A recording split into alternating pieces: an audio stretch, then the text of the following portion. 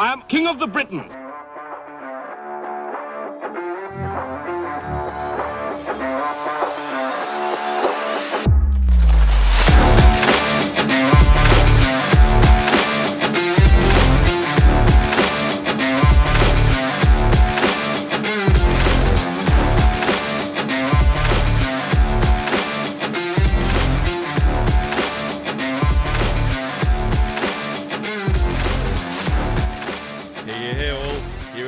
Special weekend. Welcome to episode number 28, A Groaner in a King's Court. Yes, this Saturday sees the UK getting a new king. Prince Charles will become King Charles III in the eyes of the nation and the entire globe. I've also tried my best to get most of the soundtrack in the show to feature Prince or King in the title. Pretty tricky this was, and yes, I did reach for some of them, but hey, cut me some slack. Also, to mark a special occasion, what have I for you this week, dear groaners? Well, I tried to get royalty flavours fed into some bits of them, but some of them I have not. What have we got? We have my 3 pieces of groans for the week. Yes, OBS is back with a certain princely feel to it this week, as is Gimme the Question. Hero of the Week and Double Zero of the Week return once again. And of course, the audience send in their groans this week to be read by my good self. And a last minute Ooh Unlucky was sent in by a groaner of the show. So we have all of that to come for you this week. And that being said, let's get it cracking, let's get moving. Groan number 1. When you've got a bank holiday, but forget to turn off your work alarm. Urgh! This annoys the hell out of me because I've done it many times in the past. But unfortunately, there is no one to blame but my good self, though. Groan number 2. Kids who try to jump in front of trains, then jump away. The stupidity of this should be self-explanatory. If it isn't, well, yeah, think about it. Groan number 3. The media scrutiny of celebrities and the monarchy, royalty and everybody else. Okay, yes, it's nice to be informed, but there's no need to try and report at every waking moment, okay? Yes, some people love being the centre of attention, yet others just want to get on with life. Let them have their peace. And I've had a serious case of deja vu for 2 reasons. Number 1, I made a massive mistake in recording this earlier and had to wipe everything off. And number 2, I'm sure I've groaned about a lot of this before. If I have, I must apologise, groaners. I'm so sorry. Please keep listening. But to hopefully clear to you there, I'm going to move on with Yes or BS, the Coronation of a King edition. You all know Yes or BS by now. Those new to the show, I suggest you flip back a little bit and the rules will all become clear. However, if people that are listening now would like me to go through the rules for every game at every episode, let me know and I'll pick that up and keep going on that way in every single episode from now on.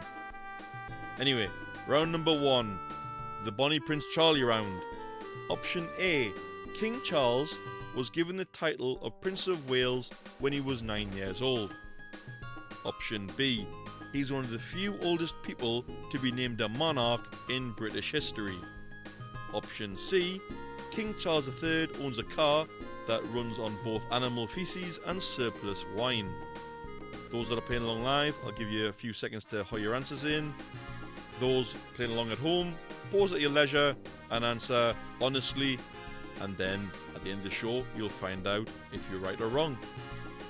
What do we got then?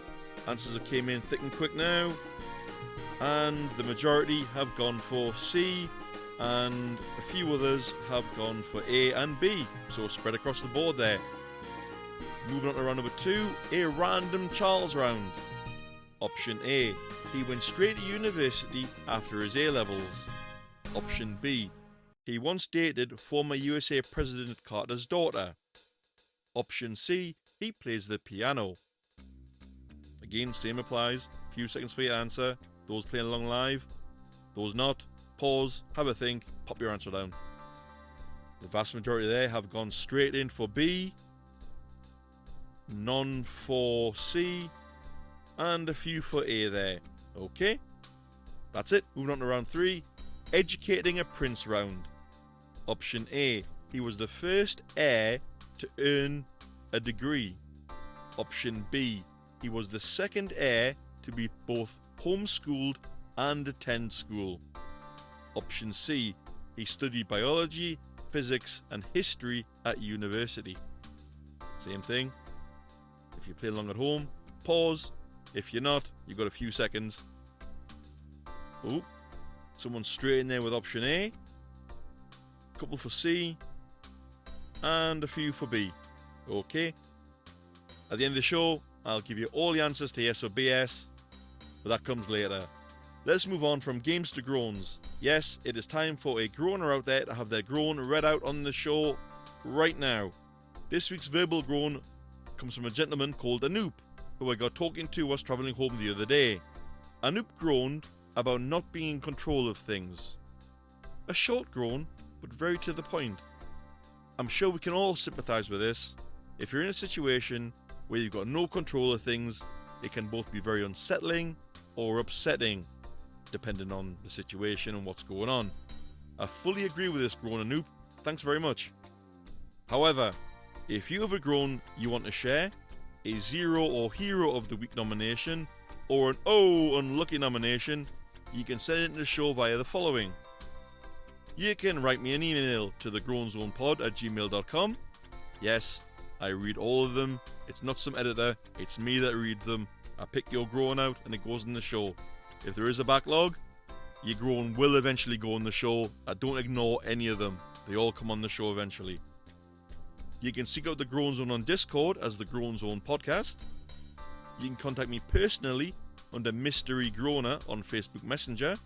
And lastly, you can find it on Facebook groups under the Groan Zone Podcast.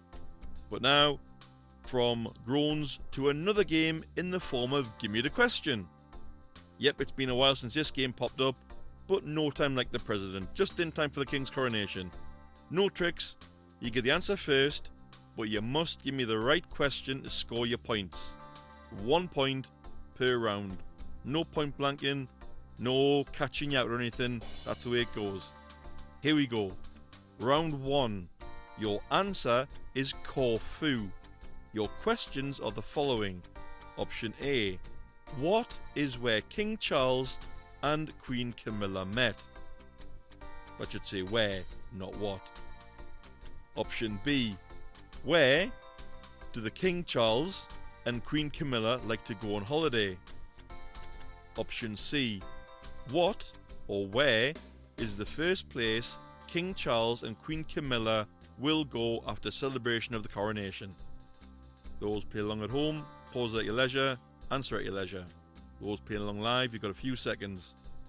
Okay. The vast majority have gone for B there. And a couple of hide in the hats for option C. Okay. Round 2. Your answer is Burke Hall. Your questions are as follows. Option A. What was King Charles... Start that again. Not doing well this episode, am I? Must be nervous for the coronation. Your questions are as follows. Option A. What was King Charles's former residence? Option B. What is a Scottish holiday residency for the now King and Queen? Option C. Where King Charles and Queen Camilla took their wedding vows. Or should I say, what is where King Charles and Queen Camilla took their wedding vows? Okay. Same thing. Pause at your leisure. They'll play along live. Answer in a few seconds before we move on. Oh, wow. Everyone went straight for A. Wow, that was quick. Oh, okay. Right then. With that being said, go straight on to round 3. Your answer is politics. Your questions are A. What must the king be neutral in? B. What does the king have the last word on? Or option C. What can the king no longer be involved in? Same rules. Few seconds. Oh, 50-50 split here, I think, for those playing along live. Some have gone for C, and some have gone for A. Okay. Alright then. Your answers will come before the show ends. Okay. We now move on to Oh Unlucky. Now, as fairly short one this week. And when I was told about this, I must say I laughed like a drain. This is just... I've seen the picture and it's just cringeworthy. When you hear about this, I suggest you look it up. Poor guy. It seems some poor sod who was suffering baldness in Italy has decided to get a fringe tattooed on his head. Unfortunately, it looks like the Batman symbol. And he, unless he gets it removed, is stuck with this for the rest of his life. Dude, unlucky. And now, we move on to Hero of the Week. Yep, again, 3 times in 3 weeks. What am I doing? And this week's Hero of the Week is Patches the Fat Cat. Hooray for Patches, the world's fattest cat. He is now on a diet, hopefully lose some weight. Patches, I know your diet is not your choice, but I wish you well and hope you get down to your target weight. Bless you.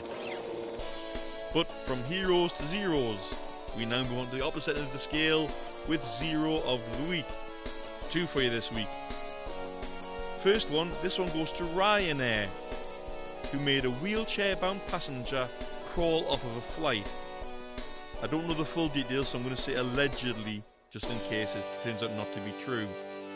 How dense and thick-headed must staff be who apparently allowed this to happen? The fact that nothing's been done to the employees baffles me. I suggest a serious knackering and possible retraining for everyone involved. It's 2023, not 1723. The days of cruelness and things like this should be ended, I think. But we'll swiftly move on to the next Zero of the Week with the extra one I've got for you. And this one goes out to anyone who boos and chants or chanted, "Not my king," as they protest Prince Charles's coronation to become, or became, if you're watching this and listening to this in the past, became our next monarch, King Charles. I mean, come on. We as people do not control how the monarchy works. And I'm sorry, but our future king is exactly that. He was next in line to the throne, and Queen Elizabeth II, God rest her, unfortunately cannot be brought back to life to retake the crown. So yes, he's going to be, or has became, our king. You can like it, or you can lump it. If you don't like it, look down for the countries where he doesn't have any sway, and move there. Or just shut up. Simple as that. Or send a groan in for next week's show. There you go. There's an idea. But before we end off this special episode, we must see who scored and who did not. We'll start with Give Me the Question. Round number 1. The right question was B. What is where King Charles and Queen Camilla like to go on holiday? It's true, they love to go to Corfu. Round 2. Your answer is Birk Hall. The right question was B again. What is a Scottish holiday residency for the now King and Queen? Yep, they've got a residency up in Scotland. I believe it's part of the Balmoral estate, called Birk Hall. And round 3. Your answer is politics. The right question was A. I bet people think it was going to be B again. I got you. It was option A. What must the king be neutral in? So yes, as head of state now, he must stay neutral on views in regard to politics and everything else. He can pass bills and everything, but he can't, like, say, well, I support this party. No, he must remain neutral. Did you get points? Hope you did. But again, flying in there, let's see who got points and who got some and who got none with yes or BS answers. Round number 1, the Bonnie Prince Charlie round. Option A. King Charles III was given the title of Prince of Wales when he was 9 years old. This is entirely true. Option B. He's one of the few oldest people to be named a monarch in British history. False. He's actually the oldest person to become a monarch. Bet I got you with a word on that question. I bet I got you. Option C. King Charles III owns a car that runs on both animal feces and surplus wine. False. The car actually runs on cooking oil. Although I am sure he owns a car that just runs on surplus wine. Bloody hell. Imagine if you had a car and it gets drunk. That would be something a bit weird, wouldn't it? Round 2. A random Charles round. Option A. He went straight to university after his A-levels. This is true, although usually royals don't do this. Option B. He once dated former USA President Carter's daughter. False. I got you. It was actually President Nixon's daughter. I just changed the president's name. Option C. He plays the piano. This is complete hogwash. I just changed the instrument. He actually plays the cello. Round 3. Educating a prince round. Option A. He was the first heir to earn a degree. This is completely true. Option B. He was the second heir to be both homeschooled and 10-schooled. False. In a break with tradition, he was the first heir to actually attend school rather than be homeschooled. So he didn't do both. No. He just attended school, no homeschooling. Option C. He studied biology, physics and history at university. False. He actually studied anthropology, archaeology and history to earn a bachelor's degree in the arts. Well, those playing along live, hope you scored some points. Those listening down the line, hopefully you got some points as well. Those who got all points across the board, well done. Those who got blanked, I'm really sorry. Those who got some points, congratulations. But with that being said, we come to the end of this special episode. I hope everyone enjoyed this, as well as enjoying the coronation. I'll see you all next week. And last thing to say, long live the king.